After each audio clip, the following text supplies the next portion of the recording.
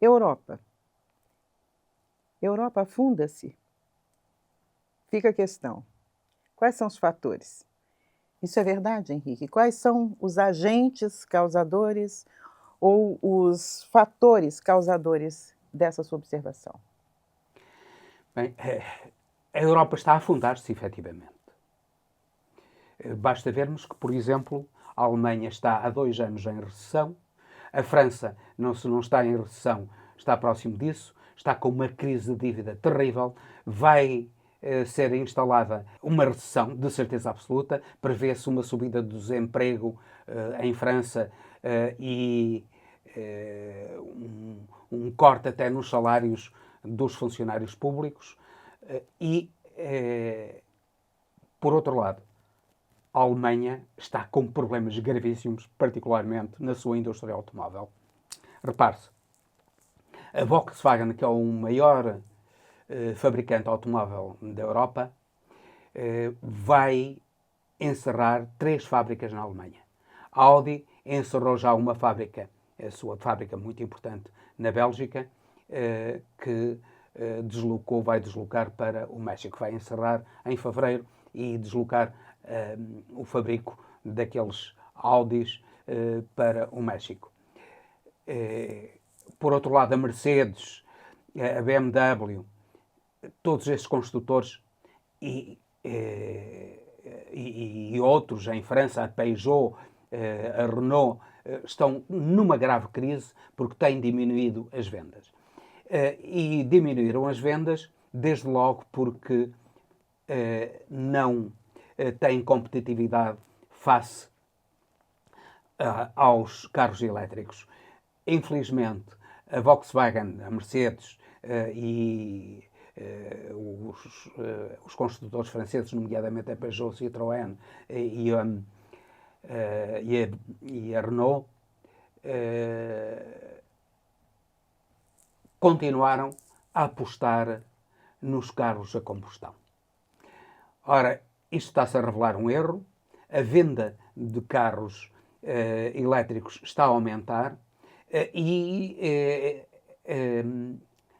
a venda de carros para a China está a diminuir precisamente porque os carros europeus são completamente incapazes de competir com os carros de elevada tecnologia e elétricos do mercado chinês. E não havia razão nenhuma para se continuar com os carros a combustão. Não havia razões ambientais, efetivamente, os carros elétricos são muito mais amigos para o ambiente, quer porque não emitem CO2, quer porque são mais silenciosos, o que também é bom para o ambiente. Por outro lado, os carros elétricos chineses estão muito mais baratos e a China tem uma tecnologia absolutamente invejável, insuperável e que os carros europeus não podem combater. Por outro lado, também é um pouco incompreensível que os países europeus, sendo países relativamente pequenos, por exemplo, uma viagem entre Lisboa e o Porto, as duas principais cidades de Portugal, elas distam cerca de 300 quilómetros. Um veículo elétrico hoje pode fazer a viagem de ida e volta sem ser recarregado, mas pelo menos uma ida e ser carregado em Lisboa enquanto o condutor para trabalhar ou para fazer aquilo que entender e depois uma volta estava absolutamente assegurada. Portanto, não havia razão absolutamente nenhuma para se continuar a apostar nos carros de combustão. E isso levou à diminuição de vendas, já se disse, na China. 20% ou 25% das vendas da Alemanha eram dirigidas à China e isso caiu drasticamente, neste momento não chegam a 10%. E dentro da Europa também há uma queda enorme de venda de veículos automóveis, de modo que a indústria automóvel prevê-se que caia, entre este ano e o próximo ano, cerca de 30%.